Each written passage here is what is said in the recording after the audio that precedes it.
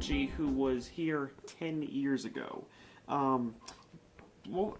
Describe to me, what was it like back then to be a part of the club?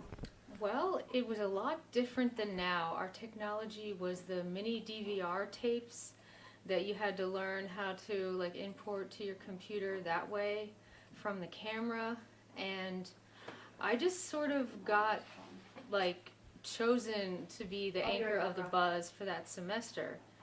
And it was really a privilege. I specifically remember one day we were out in the cold and I was trying to keep my teeth from chattering as we carry like the monitor and all of our equipment, and I had to stop. Well, this is the same as something would happen as usual, but I had to stop. I look at the video and I see that I'm going back and forth like I'm running on my feet. I'm like, well, that doesn't look right. So, but it was very much, I don't know, I wasn't allowed to edit. It seemed like when I got past the point of anchoring, all the males took over, and they were just like, no, we're gonna anchor. I mean, we're gonna, edit, go away. We're done with you. This is not. So, Alan's class, Alan Shear, is a little bit better. He wants everyone to get the experience with doing everything and making sure that you have time to know what you're doing and you paid for the class. And so that's kind of the difference. And it was run by Neil Goldstein at the time, and he doesn't run the Buzz now or CAPG, but he was my mentor. And being able to come back here now after all of those years and have Matt Porter and Sean and Neil Goldstein remember me and have respect for me is a really big deal in my life. How did you get involved in CAPG? What drew you to it?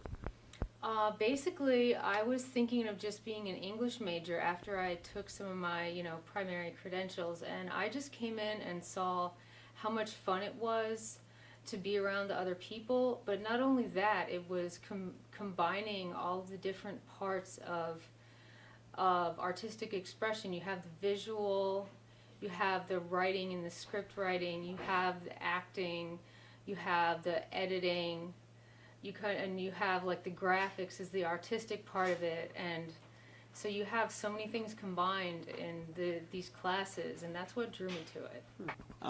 Now, as far as the CAPG segments themselves, were they all part of the Buzz, or were they all, or was there anything other than the Buzz?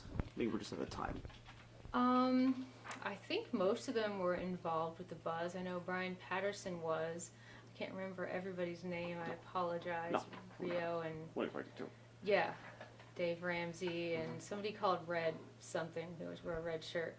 But I don't really know. I don't really remember totally if everybody who was in CAPG was part of the Buzz. We didn't have as many of the formal meetings, and this meeting is adjourned, that type of, we didn't have this whole building, the new ATC building. We just had, which is now the physical education building, so it was quite a different setup, although we all had the same kinds of, projects that you start out on. You have to take an acting class, you have to take this, like the prerequisites.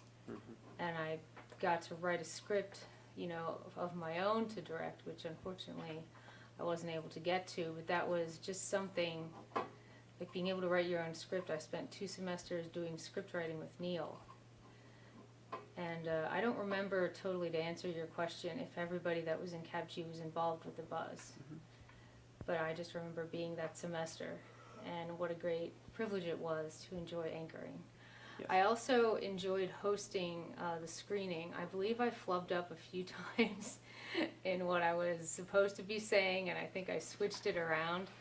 But me and some of the other people there hosted the screening, which was really a great privilege.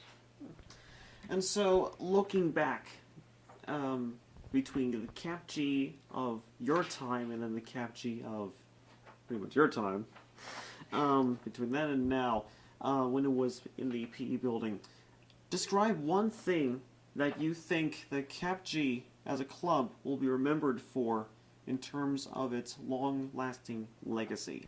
I think what has evolved from the college getting a grant and be able to have all this wonderful equipment, I think the students are going to go on to make better you know, workers have better careers, have better jobs. Not that they wouldn't have before, because the faculty was still there, really an amazing faculty and good equipment that we could use, but just the difference in the quality of the equipment and then having this wonderful faculty, I think that makes a really big difference in like realizing what it is to be a professional and getting some experience working with this equipment so we go out in the real world and we know what it's really like. I think that'll show as a big difference. All right, thanks, Amy.